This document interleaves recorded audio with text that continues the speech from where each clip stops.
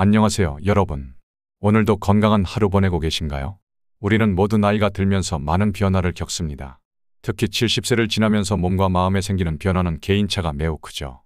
어떤 분들은 여전히 활발하게 걷고 또렷한 말투로 대화를 나누며 매일을 건강하게 보내지만, 또 어떤 분들은 움직임이 점점 줄어들고 기억력도 흐려지며 삶의 질이 떨어지는 것을 느끼곤 합니다. 같은 70세인데 왜 이렇게 차이가 나는 걸까요?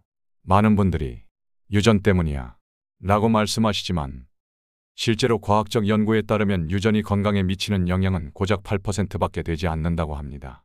나머지 92%는 우리가 어떻게 살아왔는지, 어떤 생활 습관을 가지고 있는지에 따라 달라진다는 것이죠. 그래서 오늘은 70세 이후에도 건강하게 오래 사는 분들에게서 공통적으로 발견되는 5가지 신체 신호와 실천할 수 있는 구체적인 방법까지 자세히 소개해 드리겠습니다. 첫 번째 장수의 신호는 바로 70세 이후에도 하루에 1000보 이상 걷는 습관입니다. 에이, 걷는 게 뭐 그리 대단해? 하실 수도 있겠지만, 의학적으로 그리고 통계적으로 걷기는 노년 건강을 지키는 가장 강력하면서도 가장 쉬운 방법입니다. 걷기 운동은 크게 3가지 이유로 중요합니다. 첫째, 몸 전체의 순환을 개선합니다. 혈액이 머리끝부터 발끝까지 고르게 돌고 심장과 폐, 근육까지 모두 골고루 자극을 받습니다. 실제로 하루에 30분 이상 꾸준히 걷는 사람은 고혈압, 당뇨, 고지혈증 같은 만성 질환의 발생률이 절반 이하로 줄어든다고 알려져 있죠. 둘째, 근육과 관절 기능을 유지해 줍니다. 70세가 넘어서부터는 근육량이 급격히 감소합니다. 근감소증이라는 용어 들어보셨나요? 이것은 단순한 노화 현상이 아니라 삶의 독립성을 위협하는 질환으로까지 이어질 수 있는 심각한 문제입니다. 걷기는 다리 근육뿐만 아니라 허리, 엉덩이, 배까지 다양한 근육을 자연스럽게 사용하게 해주고 관절을 무리 없이 움직이게 해줍니다. 특히 무릎 관절에 좋은 걸음걸이 자세를 유지하면 관절염을 예방하고 이미 있는 통증을 완화하는 데도 도움이 됩니다. 셋째는 정신 건강에도 좋다는 점입니다. 단순한 걷기 운동만으로도 뇌에 세로토닌과 도파민이라는 행복 호르몬이 분비된다는 연구가 다수 있습니다. 이 호르몬들은 우울감, 불안감을 줄여주고 기억력과 집중력을 향상시켜줍니다. 혹시 아침에 기분이 가라앉을 때 바깥 공기 쐬면서 천천히 걸어보신 적 있나요? 그저 10분 걸었을 뿐인데 마음이 차분해지고 머리가 맑아지는 경험, 누구나 한 번쯤은 느껴보셨을 겁니다. 그게 바로 걷기의 힘입니다. 자, 그럼 여기서 한 가지 질문이 생기실 수 있어요. 하루에 몇 보를 걷는 게 좋을까? 가장 이상적인 걸음 수는 사람마다 다르지만 세계보건기구 WHO에서는 권장합니다. 노년층은 하루 6000보에서 8000보 정도를 걷는 것이 바람직하다. 하지만 갑자기 너무 많이 걸으면 무릎에 부담이 갈 수 있으니 처음에는 하루 1000보부터 시작해서 500보씩 천천히 늘려가는 방식이 좋습니다. 1000보라고 하면 보통 10분에서 15분 정도의 산책 시간입니다. 집 근처를 한 바퀴 걷는 것만으로도 충분하죠. 여기서 중요한 건 속도가 아닙니다. 꾸준함과 리듬감, 그리고 몸의 감각에 귀 기울이는 태도가 핵심입니다. 무리하지 말고 오늘 한 걸음이라도 걷고 내일은 그보다 한 걸음 더 걸어보는 것. 그게 바로 장수로 향하는 첫걸음입니다. 일본 교토대학교에서 10년간 70세 이상 노인 1200명을 추적한 장기 연구가 있습니다. 이 연구에서 흥미로운 결과가 나왔는데요. 하루 평균 3000보 이상 걷는 노인들은 걷지 않는 그룹보다 우울증 위험이 43% 낮았고 골절 발생률도 37% 낮았습니다. 또한 이들은 병원 입원율, 복용하는 약의 종류, 그리고 인지 기능 점수에서도 더 좋은 결과를 보였다고 합니다. 이처럼 걷기는 단순한 운동을 넘어 약보다 강한 치료제이자 가장 저렴한 보험이며 노년의 삶을 지탱하는 든든한 지팡이가 되어줍니다. 마지막으로 실천 팁을 알려드릴게요. 매일 같은 시간에 걷기 루틴 만들기. 아침 식사 전후 혹은 오후 햇살 좋을 때가 가장 좋습니다. 음악이나 오디오북 들으며 걷기. 걷는 시간이 지루하지 않고 뇌 자극에도 좋습니다. 만보계를 스마트폰에 설치하거나 손목 밴드를 착용해보기. 오늘 몇 보 걸었는지 확인하는 것만으로도 동기부여가 됩니다. 혼자보다 함께 걷기. 배우자, 친구, 반려견과 함께라면 대화도 되고 즐거운 시간이 되죠. 집안에서 걷기 운동도 가능. 날씨가 좋지 않을 땐 집 안에서도 제자리 걷기, 복도 왕복 걷기, 무릎 들기 운동으로 대체할 수 있어요. 걷기는 인생의 속도를 조절해주는 마법 같은 행위입니다. 70세 이후에도 하루에 1000보 이상 걷는 것. 그건 단순히 건강을 지키는 걸 넘어서 나 자신을 돌보고 있다는 증거, 내 삶을 스스로 지켜내고 있다는 자부심. 오늘도 조금 더 걸어보는 하루 어떠세요? 두 번째 신호. 두 번째 장수의 신호는 바로 나이가 들어도 사고가 빠르고 기억력이 또렷하다 는 점입니다. 여러분 주위에도 이런 분들 계시죠? 나이는 분명 70이 넘었는데도 대화가 막힘없이 술술 이어지고 과거 일도 정확히 기억하며 숫자 계산도 척척 해내는 분들. 이런 분들을 보면 단순히 건강하다는 느낌을 넘어 이분은 뭔가 다르다 는 인상을 받게 됩니다. 그렇습니다. 사고력과 기억력은 단순히 뇌의 기능만을 말하는 것이 아닙니다. 삶 전체의 질, 그리고 노년기의 독립성과 존엄성을 결정짓는 중요한 요소입니다. 그런데 나이가 들면 누구나 어느 정도 기억력이 떨어지는 게 자연스러운 일 아닌가요? 맞습니다.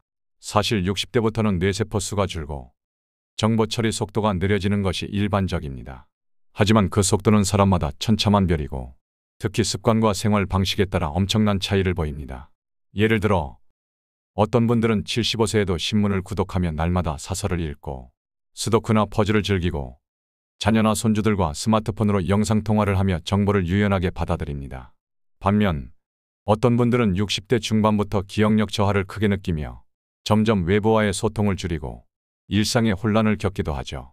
여기서 핵심은 인지 기능은 정지된 능력이 아니라 계속 훈련하고 관리할 수 있는 능력이라는 점입니다. 그렇다면 사고력과 기억력이 또렷한 분들에게는 어떤 공통점이 있을까요? 호기심을 잃지 않는다. 나이가 들수록 새로운 것에 대한 관심이 줄어들 수 있는데요. 반대로 요즘은 어떤 일이 있지? 이건 뭐지? 하는 작은 궁금증을 놓지 않는 분들이 뇌를 더 활발히 사용하게 됩니다. 소통을 즐긴다. 친구들과 이야기하고 가족과 영상통화를 자주 하며 감정을 나누는 사람들은 뇌 자극이 많고 우울감이 적습니다. 언어 능력을 유지하는 데에도 매우 큰 도움이 되죠. 생각을 말로 표현한다. 머릿속 생각을 말로 풀어내는 건 단순한 수다가 아닙니다. 자신의 경험과 감정을 조직적으로 정리하는 고차원적인 뇌 활동입니다. 따라서 말을 많이 하는 분일수록 인지 저하 속도가 느리다는 연구 결과도 있습니다. 감정을 조절하고 스트레스를 잘 관리한다. 뇌는 감정과 매우 밀접한 기관입니다. 스트레스 호르몬인 코르티솔이 장기간 지속되면 해마라는 기억 중추를 손상시키기 때문에 명상, 산책, 음악 감상, 취미 활동 등을 통해 스트레스를 낮추는 습관이 중요합니다. 여기서 중요한 지표 하나 더 알려드릴게요. 자기 이야기를 논리적으로 할 수 있는가? 예를 들어 지난주에는 손녀랑 동물원 갔다 왔지. 아침 일찍 지하철 타고 갔는데 그 애가 기린 보고 얼마나 신나하던지. 오후에는 햇살이 따뜻해서 벤치에 앉아 아이스크림도 먹었어. 이처럼 사건의 순서, 감정, 장소, 대화가 자연스럽게 이어지면 그건 뇌가 아주 잘 작동하고 있다는 신호입니다. 반대로 이야기가 뒤죽박죽이고 맥락이 연결되지 않으며 단어가 자꾸 생각나지 않거나 반복적으로 같은 말을 한다면 인지 기능의 저하 가능성을 의심해 볼 필요도 있습니다. 그렇다면 지금부터 우리가 할 수 있는 일은 뭘까요? 일기 쓰기. 하루 3줄이라도 좋습니다.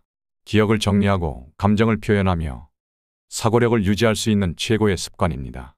손으로 쓰는 활동, 글씨 쓰기, 그림 그리기, 악기 연주 등은 뇌의 다양한 영역을 동시에 자극합니다. 특히 양손을 사용하는 활동은 인지 기능을 높이는 데 효과적입니다. 책이나 뉴스, 라디오 듣기, 이해하고 해석하는 과정이 뇌를 훈련시킵니다. 특히 내용에 대해 누군가와 의견을 나누면 더 큰 효과가 있죠. 암기하기, 낭독하기, 시 한 편, 좋은 글귀 한 줄을 외우는 습관은 뇌를 젊게 유지하는 비결입니다. 큰 소리로 낭독하는 것도 발음, 언어 조절 능력, 호흡까지 함께 훈련됩니다. 마지막으로 이런 말을 소개하고 싶습니다. 머리는 쓰지 않으면 녹슬고 감정은 나누지 않으면 굳는다. 나이가 들어도 생각이 또렷하고 기억이 선명하다는 건 단순히 뇌가 건강하다는 걸 넘어서 그 사람이 삶을 능동적으로 살고 있다는 증거입니다. 여러분도 지금 이 영상 또는 음성을 듣고 계시죠? 이 자체가 이미 뇌 건강에 좋은 습관입니다. 내일은 오늘보다 더 또렷한 하루가 되시길 바랍니다. 그리고 여러분의 기억 속에서 소중한 추억들이 아름답게 오래오래 살아 숨 쉬기를 응원합니다. 세 번째 신호. 세 번째로 소개할 장수의 신호는 바로 치아가 튼튼하고 식사를 맛있게 즐긴다. 이건 단순히 음식 섭취와 관련된 이야기만이 아닙니다. 건강한 치아는 곧 전신 건강, 뇌 건강, 사회적 관계, 삶의 활력과도 깊이 연결되어 있습니다. 여러분도 한 번쯤 이런 분 보신 적 있을 거예요. 연세가 80이 넘었는데도 단단한 오징어나 견과류를 사각사각 잘 드시고 식사 자리에서 이야기 나누며 맛있게 음식을 즐기는 분들. 그 모습만으로도 젊고 활기차 보이지 않나요? 반면 치아가 약해지고 잇몸이 아프기 시작하면 딱딱한 음식은 물론 심지어 부드러운 음식조차 꺼리게 됩니다. 그러면서 식사량이 줄고 식사 시간이 스트레스가 되고 점점 식사 자체를 피하게 되죠. 이것이 곧 영양 불균형과 체력 저하, 그리고 면역력 약화와 감정 위축으로 연결됩니다. 그럼 왜 나이 들수록 씹는 힘이 그렇게 중요할까요? 첫째, 잘 씹어야 영양소를 흡수할 수 있습니다. 음식을 잘게 씹을수록 소화효소가 잘 작동하고 위와 장의 부담이 덜 가게 됩니다.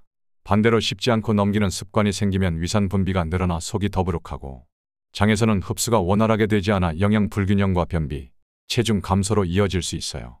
둘째, 씹는 동작이 뇌를 자극합니다. 많은 연구에서 씹는 힘이 기억력과 집중력, 심지어 인지기능 유지와 밀접하게 관련되어 있다는 결과가 나왔습니다. 심지어 일부 연구에서는 치아가 20개 이상 남아있는 고령자는 그렇지 않은 고령자보다 치매 발병률이 절반 이상 낮다는 결과도 있었죠. 그 이유는 음식을 씹을 때 뇌로 가는 혈류가 증가하고 해마와 전두엽 같은 인지 기능을 담당하는 부위가 자극을 받기 때문입니다. 즉, 씹는 행위는 뇌 운동이라고 할 수 있는 셈이죠. 셋째, 음식을 함께 즐기는 문화는 정서적인 안정에도 큰 영향을 줍니다. 가족, 친구와 함께 식사하는 시간은 단순한 식사 이상의 의미를 갖습니다.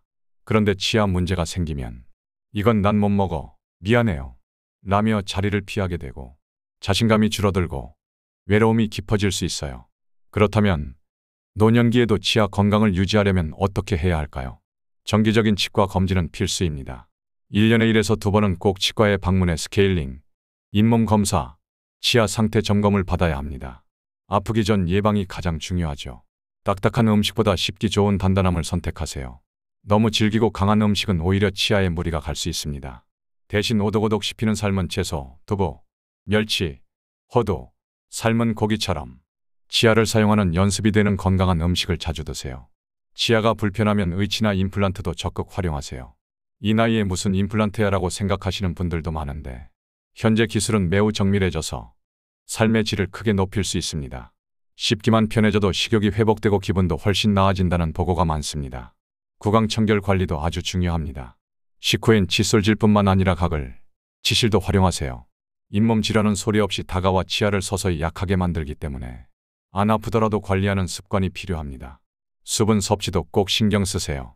노년기엔 침 분비가 줄어들어 입안이 자주 마르고 구강건조증이 생기기 쉬운데요.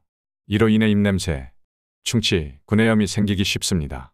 따뜻한 물을 조금씩 자주 마시는 것이 좋습니다. 그리고 한 가지 더 중요한 점은 음식에 대한 즐거움을 잃지 않는 것입니다. 나이가 들어도 좋아하는 반찬 하나에 입맛이 돌아오고 입안 가득 퍼지는 따뜻한 국물에 마음이 편안해지며 혼자서도 맛있는 한 끼를 차려 먹는 시간이 삶의 의미와 자존감을 지켜주는 강한 힘이 됩니다. 치아 건강은 단순한 위생 관리가 아닙니다. 나는 내 인생을 잘 먹고 잘 살 준비가 되어 있다.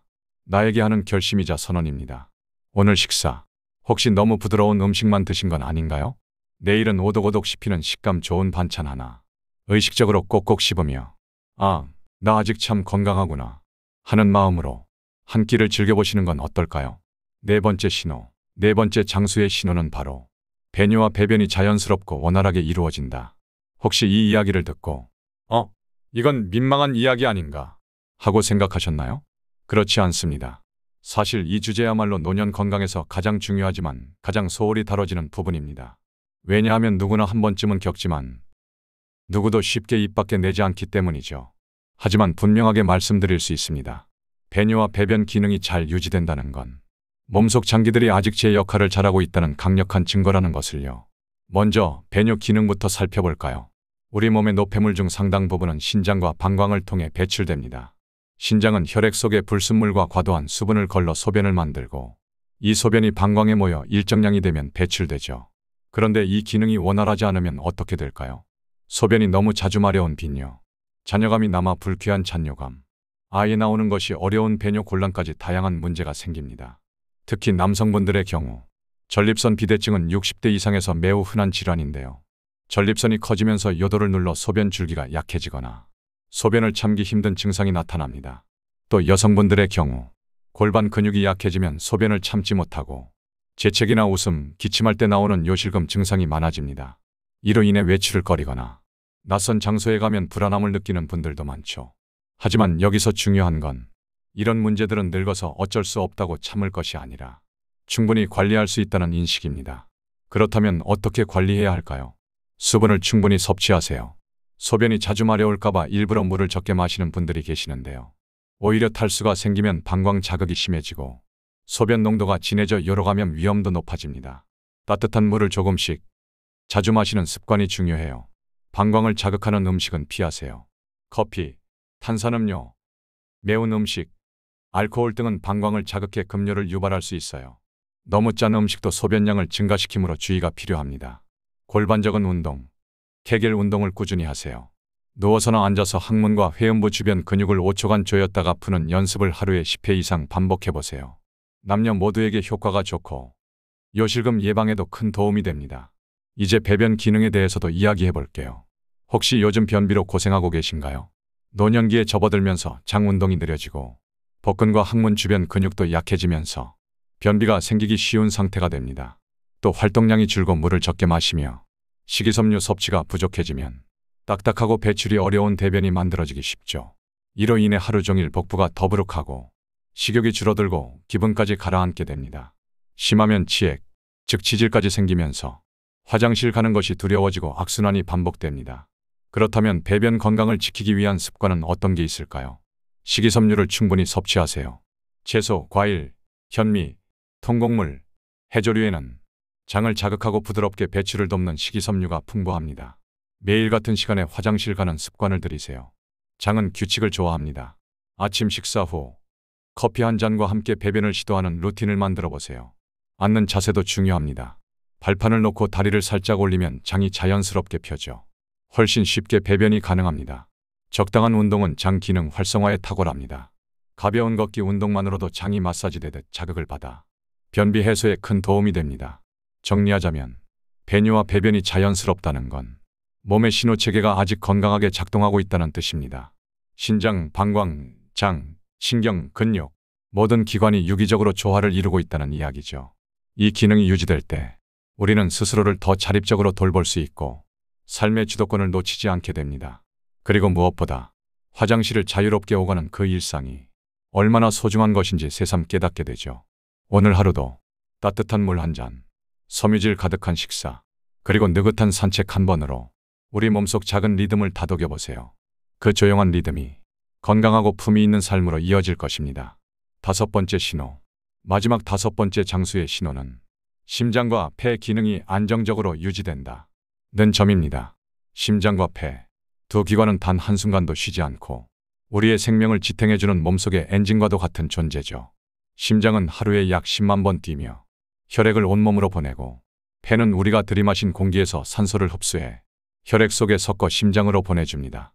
이 두 기관이 건강하게 유지되고 있다는 것은 곧 전신의 에너지가 원활히 순환하고 있다는 뜻이며 삶의 활동성이 높고 자립성이 강하다는 결정적인 신호입니다.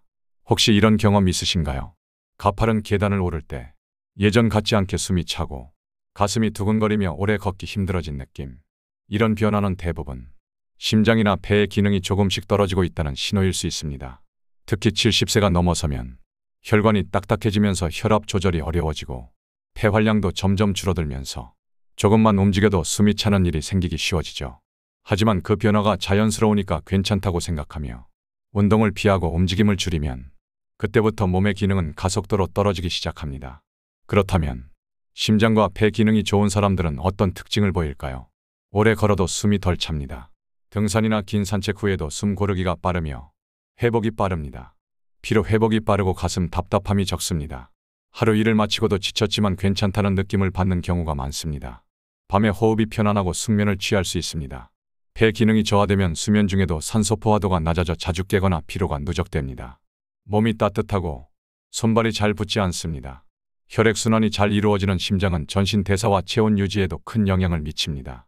그렇다면 심장과 폐 기능을 지키기 위해 지금 당장 실천할 수 있는 습관에는 어떤 것들이 있을까요?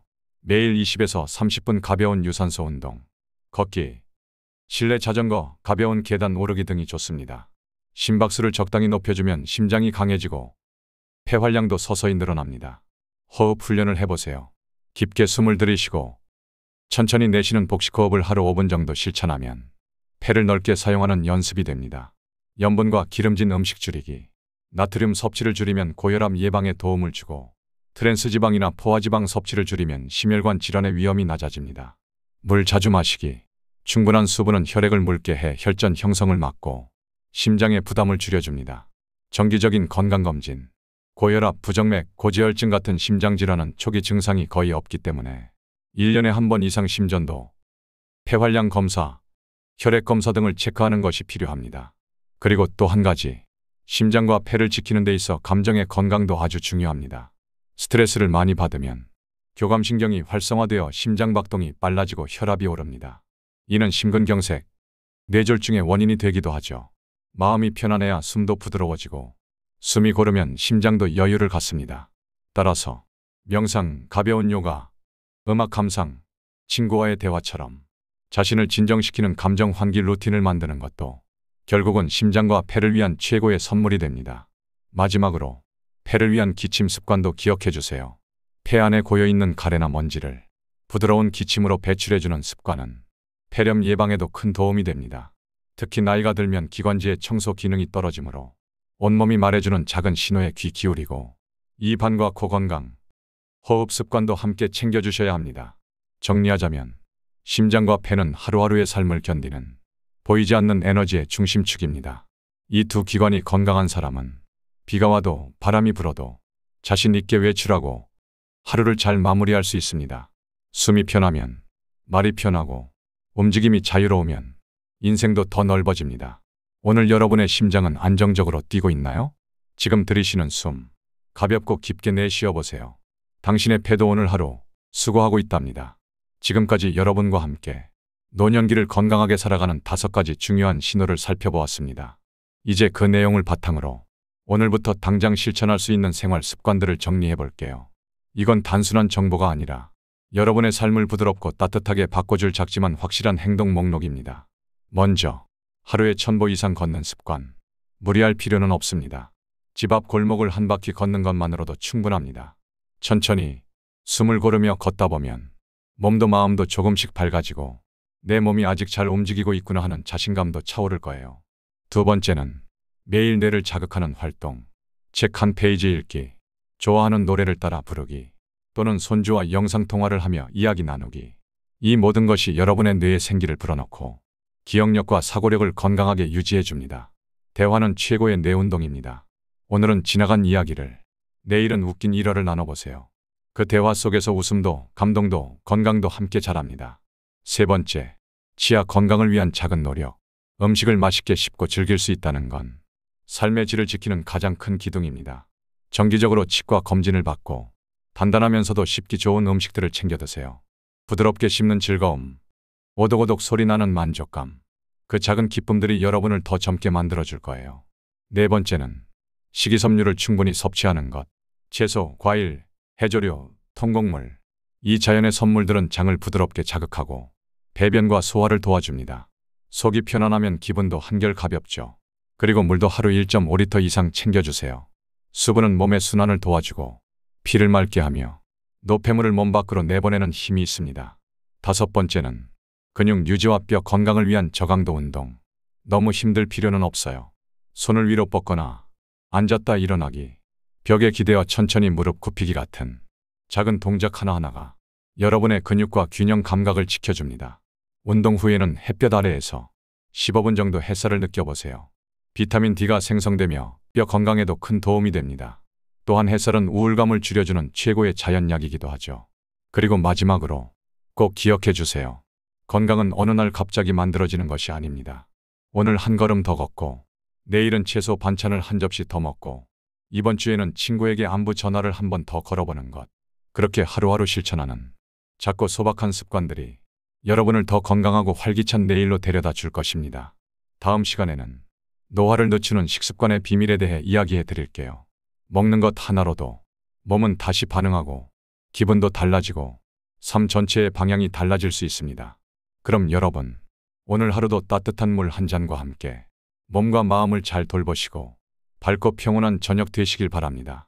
늘 여러분의 건강을 응원합니다. 다음 시간에 또 만나요.